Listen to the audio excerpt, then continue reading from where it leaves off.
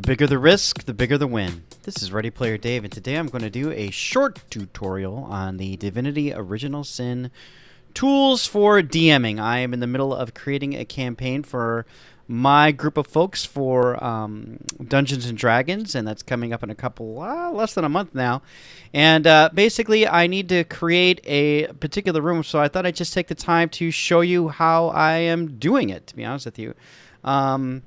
So I am taking, I'm going to create a room. I can create dungeons. I can create outdoor environments. I can do all sorts of different things with these tools. I know there are folks out there saying this stuff is pretty limited, but that's actually not the case. It's actually pretty deep, but you gotta kind of know what you're looking for and what you want. So in my case, I need to set up a challenge for my dungeon group. And as you can see, I've got basically the modifications section of Divinity Original Sin open. This is the DM package that they included with the game. I think it came because of a Kickstarter bonus action, like you got to a certain level, and so we got this product. And I had to admit that out there at this time currently, there's just nothing perfect for Dungeons and Dragons. So just keep that in mind. Someday, maybe Wizards of the Coast will create something for dungeon masters that just lets you do everything, but right now we just kind of have to settle with the limitations of a lot of different products that are out there. I had a tough choice to choose between this or Roll20. I think there are a couple options that we other looked at too, but this actually really turned out well for us with the amount of things that we could do and actually build out on the fly, and I'm going to show you just that today. So we wanted to create a challenge for our group that is an intellectual challenge, let's say. It's not necessarily a combat challenge, although there's some combat elements in it. This challenge comes from the Book of Challenges, hence the name challenge. And this challenge is actually called a familiar situation. So basically, I need to create a room in which... Well, here's the scenario. I'll tell you this. A few weeks ago, a Norm sorcerer named Elatra went to the wizard supply shop in the nearest town. She wanted to buy an animal to become her familiar. They didn't have any in stock at the time, and so Elatra arranged for an assortment of animals to be brought to a particular location. She didn't tell the shopkeeper that the place was a dungeon that she planned to explore. In this case, it's going to be it's going to be delivered to her room. I'm not sure why we say dungeon. Well, maybe we could do dungeon, right?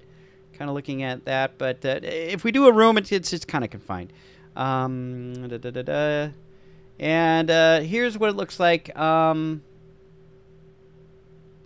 Basically, the kid gets there. The owner of the shop, Maria, receives payment for advance of 5 animals, directions to Alarit's base, and a key to her chamber. When she... let's see here. When she acquired a set of very fine animals, she sent her aide, Perfrock, to deliver them. He toted all of the cages into the area specified by the buyer, but he tripped, and he was putting the last one down and fell across. As he was putting the last box down, he tripped and fell, and a mishap occurred, and all the cages are damaged, and all of the familiars have escaped into, in this case, a room that we're going to create, or a dungeon. So let's go ahead and make that room. So we need to create an encounter or a scene, right? So right now I've got this going on over here, and I want to create in this particular spot, create a new scene, and we're actually going to call this familiar,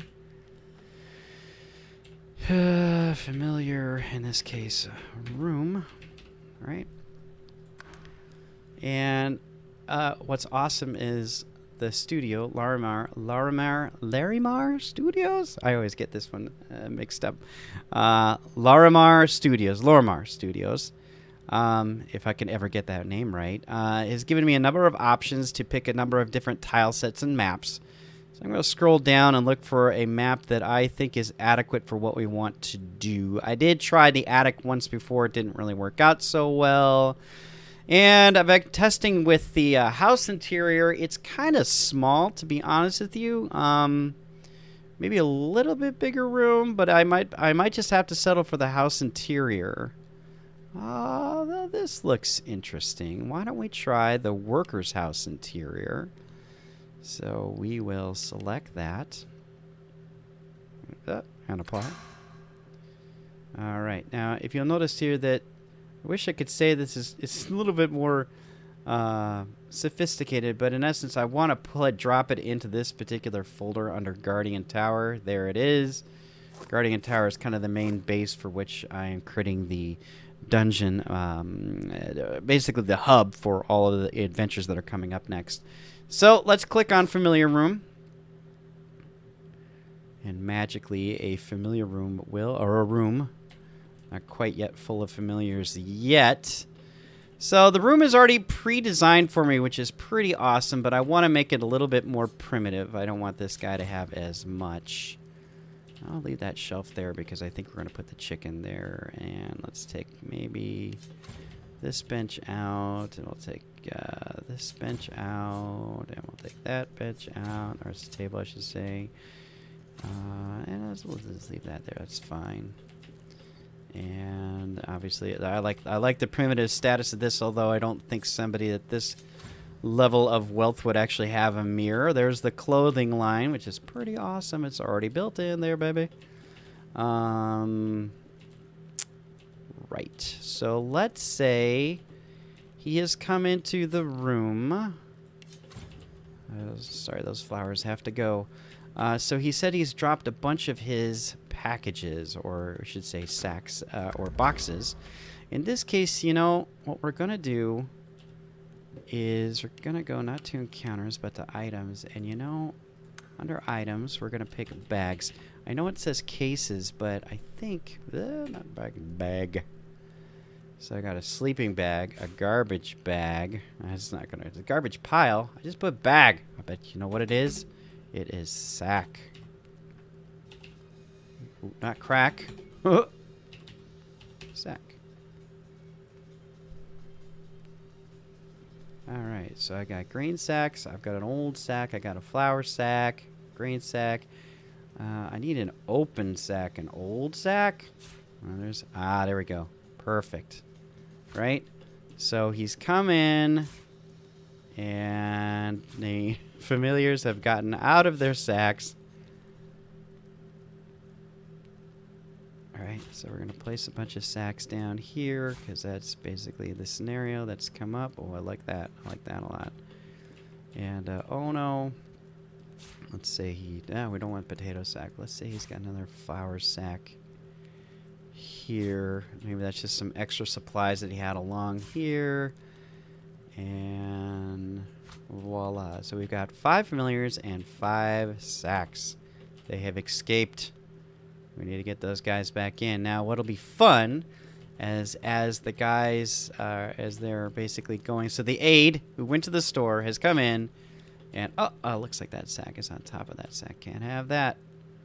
It's a big old mess. So he tripped. You can see where he tripped, and when he tripped, all the sacks just flooded open because there's animals that want to get out desperately. So what are the animals here? Well, the first one we'll do is actually we'll put him Proofrock in first. So he is the character that's actually brought these sacks home.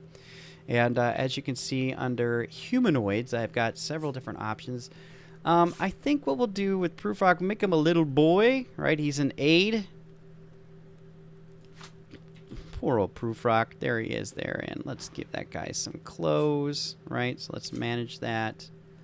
Unfortunately, that screen is right there. Okay, there we go. So we can change his appearance. I think it's very limited. But I will give him a very, very, very cute little hat there. And I'll give him some pants. Right? So everybody likes pants. Are those the right pants? No, well, I don't want that. Oh, no, that's not good. We got Proofrock's got his pants. Right? Clothing color. And a little more on the poorer side, let's say. He's an aide, right? So those are the different shades, different colors they give me. All right, and not many different colors there, I think. Right, so there we go. And that is Proofrock and his problem, right? And those are my 5 sacks so far. So that's Proofrock, and in essence what I want to do is then I want to save as, and of course it's a weird name, What is this? Frock. All right, proof rock. Woo! Okay, there's proof rock. There's his 5 sacks. The 5 sacks of proof rock. All right, so now here is the problem. We have got a bat.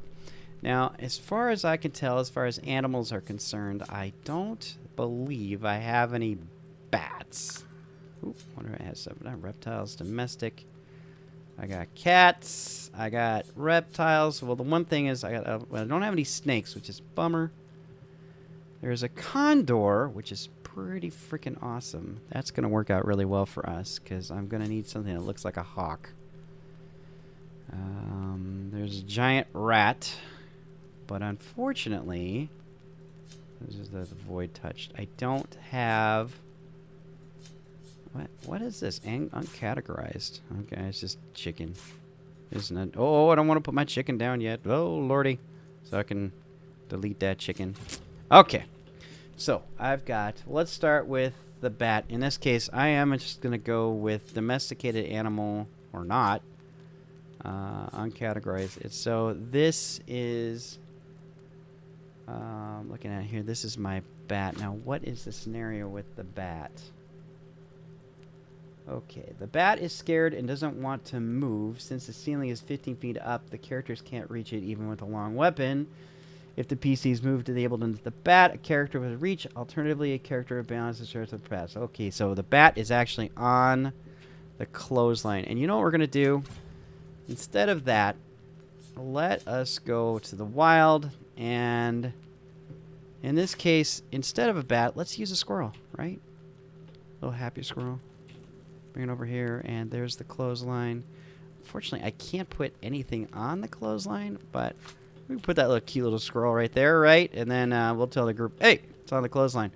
I'm sure that somebody from somewhere could tell me, and if you can, please tell me that, hey, you can put that squirrel up on the clothesline. But that's the squirrel. That's what's going on here. The cat doesn't want to go back to its cage unless calmed down. It attacks anyone who is adjacent to it. As the door is open, the cat scoots out as soon as someone makes a threatening move. So the cat, we're going to put... I don't really have a cat yet. And I keep on doing that. In this case, we'll do a gray cat, right? And the gray cat is frightened here in the corner. And he's like, hey, I don't want to leave, right? Oh, man, this guy's filthy slob. All right. It looks like I cannot delete these clothing. This guy's just it's a sloppy room, you know? It's a sloppy room. It is what it is, right? Okay. So that is that. So that's the cat. The hawk, which is pretty awesome because now the hawk, what's the problem with the hawk? The hawk perches on a shelf, right? So let's put this guy over on... Oh, it'd be so awesome if I could put him over there, but can't do that. It's all good. Where'd you go, Hawk? Man called Hawk. He's over there. He's like, hey, dude. Right? He's right there in front of their faces. I wonder if he flies around. He doesn't. It's pretty funny. Ah, I love it. Okay, so there's the hawk, and he's going to fly up to that shelf. Right? And then we've got the hawk. We got the rat. Okay, so the rat, you know what? We're going to put the rat over here, and he's running in and out of stuff. So we've got this wandering rat in the corner. He's driving everybody nuts. Oh, you know what? This is awesome. So there's the rat. He's over there. And it looks like I can actually get a vulture. Haha, this is awesome. I swear it's a condor, and he's going to be flying around. I love it. Okay, so there's the condor, and of course now we need a frog. In this case, I wish I could have a snake. I don't. But here's a squirrel on the rope. Here's the rat just going crazy over here. There's the frightened kitty cat. And I need a viper. So the rat should be in there. And the dogs are waking up next door. Whoop, whoop. And let's see. There's the reptiles. Unfortunately, I'm just going to have to go with the plain old swamp frog. And he is over here. Sweet. All right. think this guy has as many torches as we'd like him to have. Right, this is his kitchen setup. So this is her setup. This has basically been delivered to her room. There's our little man right there. He's like, oh no, what have I done? I'm so sad.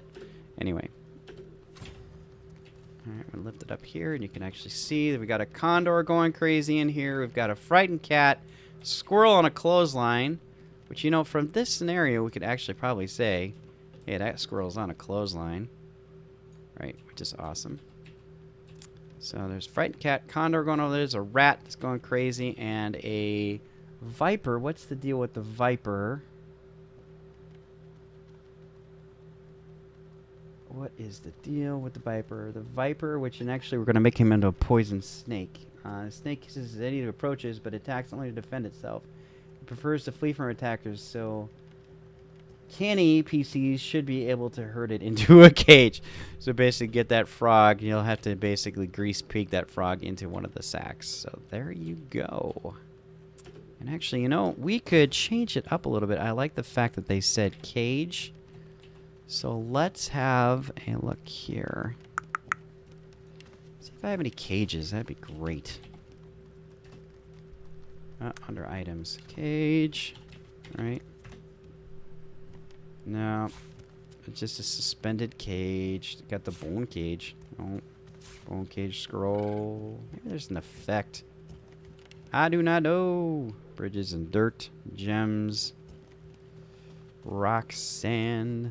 Ooh, tent. I like that. Alright. Well, that's enough for now. Anyway, this is the scenario. This is how it will play out. And I hope you haven't enjoyed this. Haven't or have enjoyed this video. If you like, please like. If you sub, then you mean it. This is Ready Player Dave. And more videos are on the way. So please enjoy. And hope to catch you next time.